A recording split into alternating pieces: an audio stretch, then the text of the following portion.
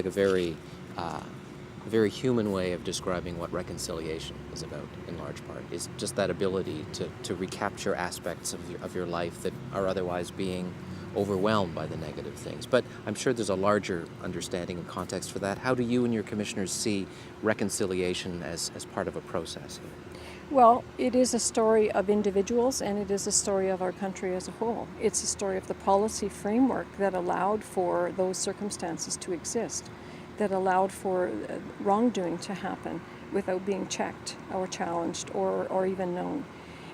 But the individual stories, people experience them as individuals, not as a country. They experience them as individuals. So there's work to be done, I think, on all of those fronts, both in support of individuals, in support of communities that have been hugely damaged by loss of language and culture, and in support of our own national reputation, where we are very proud of ourselves as being good and caring communities who reach out all over the world and try to do our part when we sense that something has gone wrong and we are needed.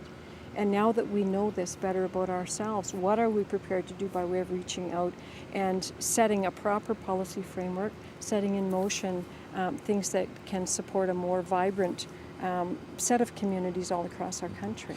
And in this broader national initiative, what do you see the role of the United Church of Canada being, potentially? Well, the United Church of Canada is one of the defendants, so it has a very particular role to do all it can to set things right. And that is for the United Church to determine for itself. But I think the United Church is not a building, it's not a structure, it is a community of communities, a community of faith. It is a community that lives by certain values and that lives by certain creeds. And many of those creeds, if you go to the heart of them, are very, very compatible with the deep-held and ancient beliefs of Aboriginal peoples.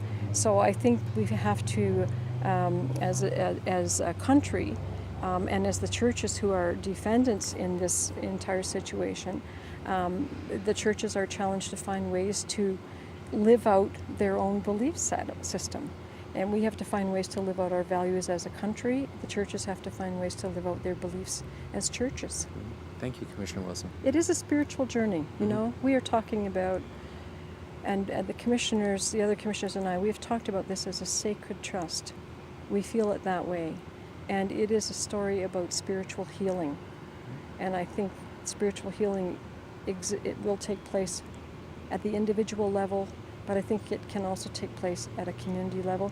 It can take place within churches. There can be spiritual healing within whole congregations that may feel some shame or some anger that why should I in today's generation feel badly about something that happened way back then? Well, because we're citizens in a country and we don't get to cherry pick our history. Our history is our history, and we own all of it. And I wasn't around for the First World War either, but I celebrate Remembrance Day. And my children have been taught to celebrate it as well.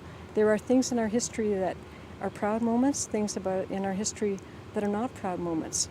It's all our history. We have to own it, we have to learn from it, and we have to redress what we can, and we have to ensure that we take steps together to make sure we're not tripping over those same rocks in the future. Thank you.